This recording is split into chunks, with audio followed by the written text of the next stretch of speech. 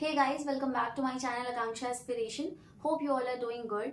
अगर आप Bihar teaching vacancies की प्रिपरेशन कर रहे हैं और क्लास 6 to 8 में मैथ्स और साइंस के टीचर बनना चाहते हैं तो आप मेरे चैनल के साथ जुड़ के अपनी प्रिपरेशन को और भी ज़्यादा स्ट्रॉन्ग बना सकते हैं, क्योंकि मैं अपने चैनल पर साइंस की पूरी सीरीज चला रही हूँ जिसमें मैं साइंस के सारे टॉपिक्स कवर करूंगी और साथ में आपको प्रीवियस ईयर क्वेश्चन पेपर और जो इंपॉर्टेंट क्वेश्चन है वो भी बताने वाली हूँ।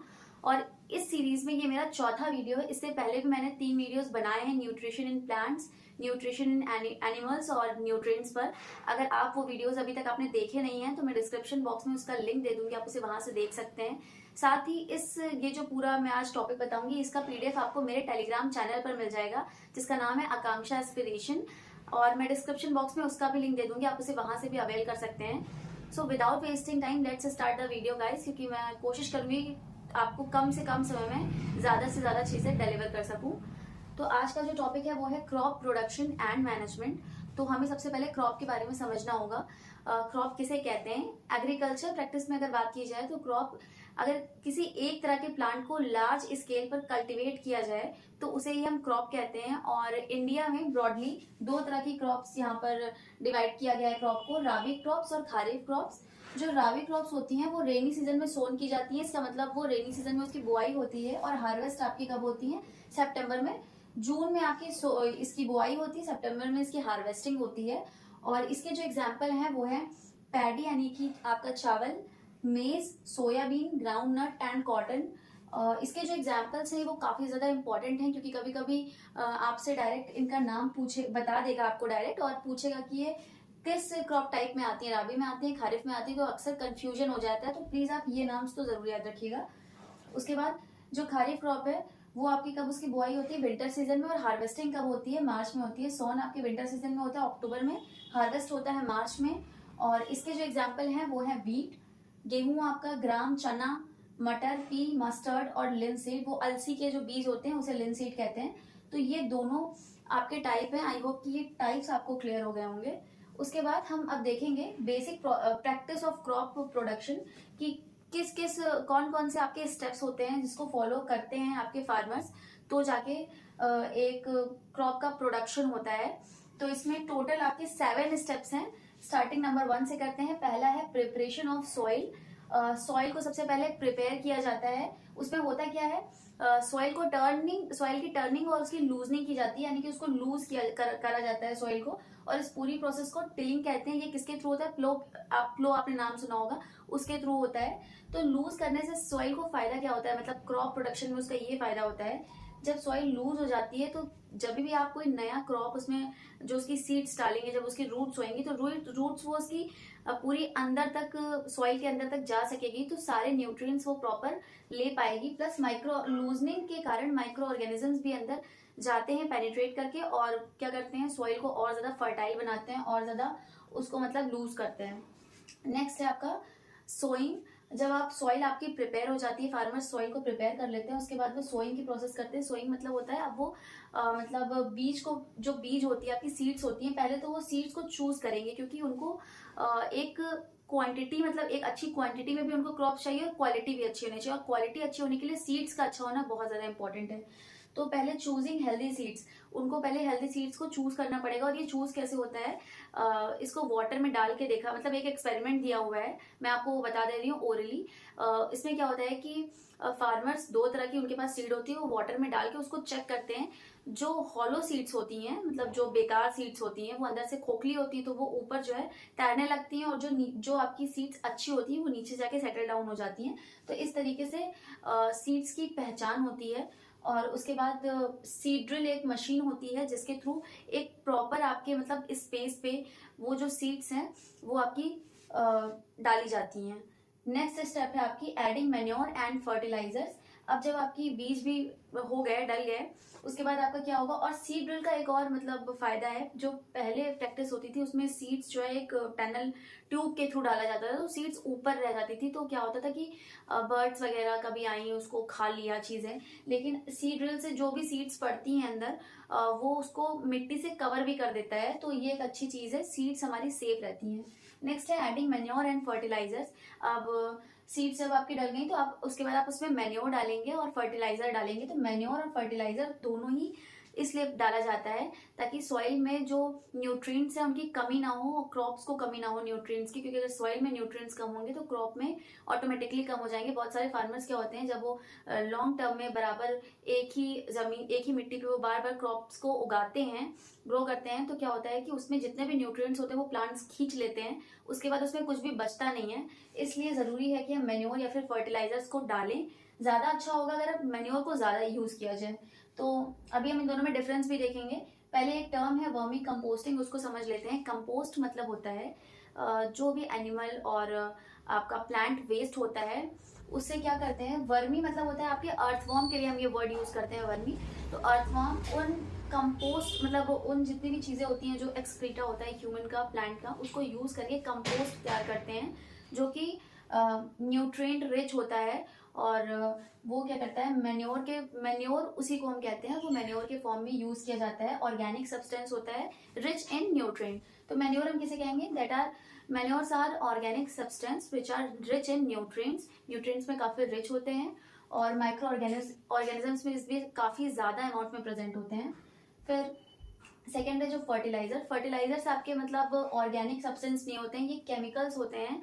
जैसे आपका हो गया यूरिया, हो गया नाइट्रोजन, हो गया पोटेशियम, हो गया, ये सारी चीजें आपकी क्या है, फर्टिलाइजर्स हैं। और ये पोल्यूशन काफी ज्यादा क्रिएट करते हैं, क्योंकि अगर आपने फर्टिलाइजर डाला आपने सॉइल में और जब आप वाटर इरिगेट करेंगे पूरी सॉइल को क्रॉप के लिए, तो अगर एक्सेस अमाउंट में वाटर पड़ा तो वो पानी के साथ आपका जो फर्टिलाइजर है वो आपका रिवर्स वगैरह में जाएगा, जिससे रिवर वगैरह भी पोल्यूट होंगी सॉइल के साथ साथ। लेकिन ये जो मैन्योर आपका जो ऑर्गेनिक सब्सटेंस है, मैन्योर आपका पूरी तरीके से ऑर्गेनिक सब्सटेंस है, ह्यूमन और प्लांट और एनिमल वेस्ट से बनता है।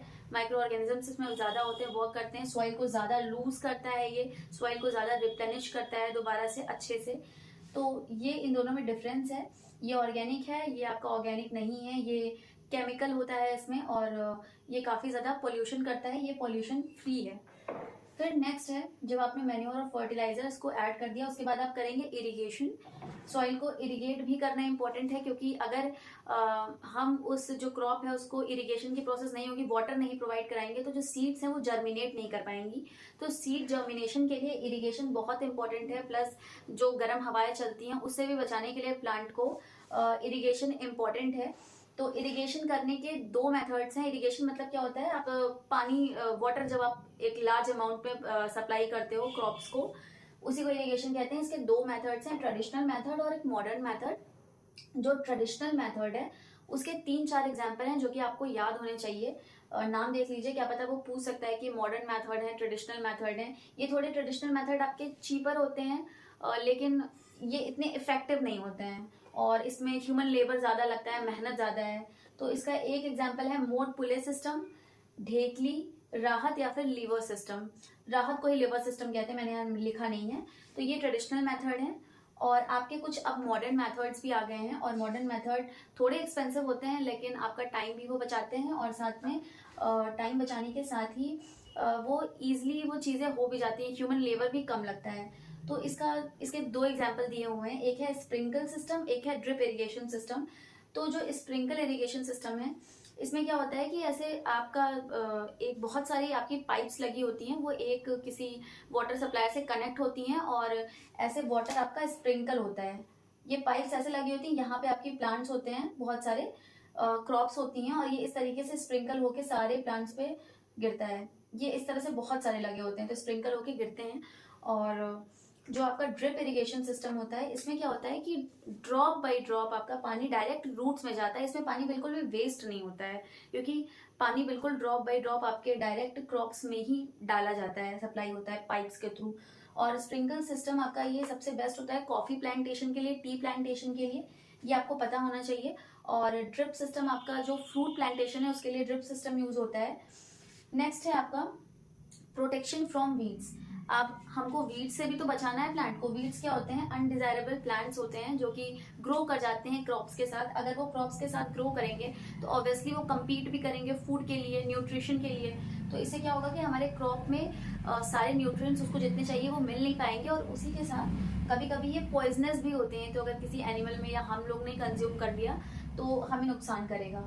तो हमें वीड से प्रोटेक्ट करना होता है। तो एक ऐसे केमिकल्स जो वीड्स को किल करते हैं उसे कहते हैं वीडिसाइड, और उसी में से एक केमिकल का नाम है 2,4-D।